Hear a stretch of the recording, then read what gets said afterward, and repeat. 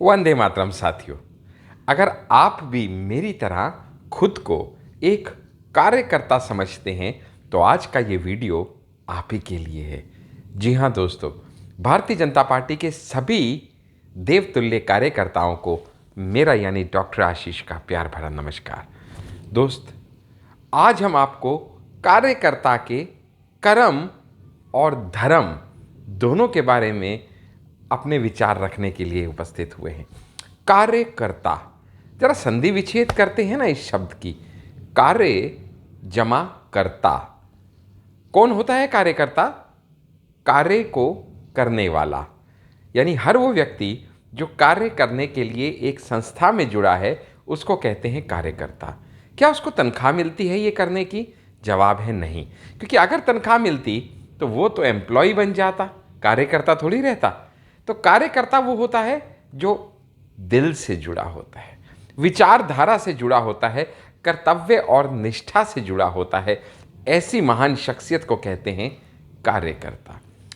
कार्यकर्ता के आइडियोलॉजी को अगर समझना है तो हमारे यशस्वी प्रधानमंत्री मोदी जी ने मात्र 2 शब्दों में कार्यकर्ता के कर्म और धर्म दोनों के ऊपर अपार ज्ञान बिखेर दिया, और वो 2 शब्द हैं सेवा और समर्पण। जी हाँ, वही सेवा और समर्पण अभियान जो इस समय हम सब लोग मना रहे हैं प्रधानमंत्री मोदी जी के 71वें जन्मदिवस के उपलक्ष्य में। ये 20 दिन का सेवा और समर्पण अभियान लॉन्च करने के पीछे क्या सोच रही होगी, मैं ये सोच रहा था।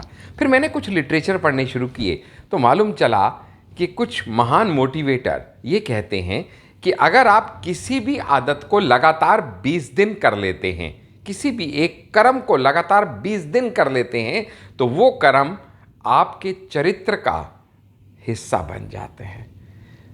वो फिर आपकी जीवन शैली का एक अंग बन जाता है।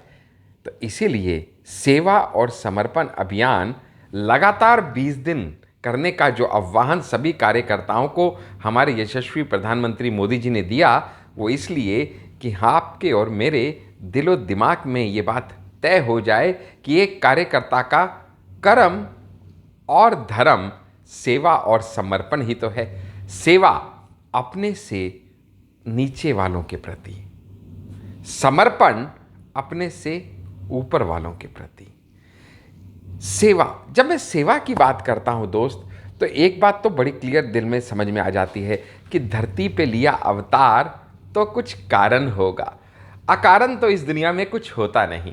मैं भी अगर इस दुनिया पे आया हूं तो प्रभु पिता परमात्मा ने कुछ सोच के मुझे भेजा होगा। कुछ तो ऐसे कार्य होंगे जो मेरे लिए रख छोड़े होंगे, जो मुझे आके संपन्न करने हैं। सेवा से बड़ा कार्य कोई हो ही नहीं सकता इस धरती पे, क्योंकि अगर मैं समर्थ हूं किसी की मदद करने में तो इसका मतलब ऊपर वाले का कुछ आशीर्वाद तो मुझ पे ज़रूर है, क्योंकि नर सेवा ही नारायण सेवा है।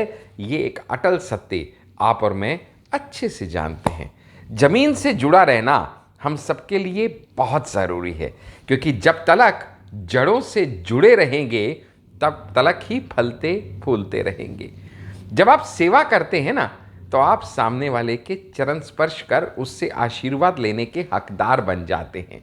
और कहते हैं हर पत्ते को पानी देना मुमकिन नहीं, लेकिन अगर पेड़ की जड़ों में पानी दे दिया तो हर पत्ते तक पानी खुद ब खुद पहुंच जाएगा।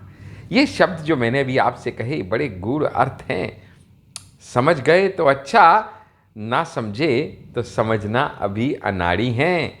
लेकिन एक बात तो तय है कि ये जो सेवा और समर्पण हमारे दिल और दिमाग में ये जो ज्योत जला दी मोदी जी ने, फिर वो सेवा चाहे पेड़ पौधों के प्रति हो, पशु पक्षियों के प्रति हो, अपने से पिछले या निचले वर्णों के प्रति हो, वृद्धों के प्रति हो, महिलाओं के प्रति हो, जन कल्याण का कोई भी कार्य करने का अगर आपने मन में ठान लिया तो इस दुनिया में हजारों ऐसे नित्य कर्म आपको दिख जाएंगे जो आप करके किसी की ज़िंदगी में कुछ भी अगर आप उसका सहयोग कर पाएँ तो आप अपना जीवन धन्य समझ पाएंगे।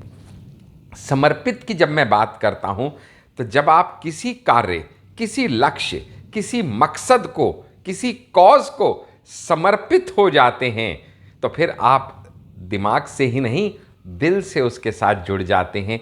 और ऐसे ही अगर सेवा के कार्य के प्रति आप समर्पित हो गए तो फिर आपको यश, कीर्ति, आशीर्वाद पाने से दुनिया की कोई ताकत रोक नहीं पाएगी।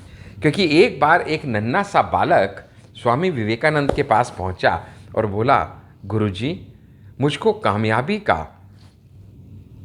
100% गारंटीड फार्मूला चाहिए।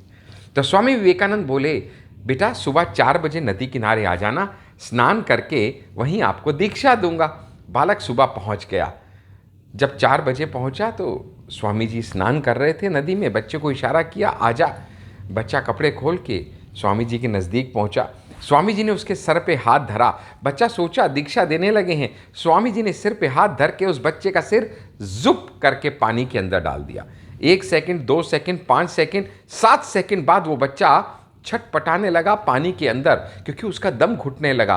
तो स्वामी जी ने उसके सर पे से हाथ हटा लिया। वो बच्चे ने सर पानी से बाहर निकाला और पागलों की भांति सांस लेने लगा।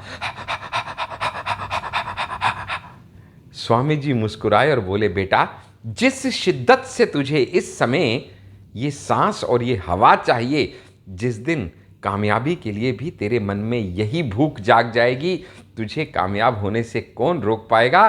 तो मैं समझ गया डॉक्टर आशीष, ये सेवा और समर्पित होने के प्रति जिस दिन तेरे मन में ये लो जाग जाएगी कि तुझको भी इस जन कल्याण के लिए समर्पित होना है, और वो समर्पित होना है सेवा के माध्यम से।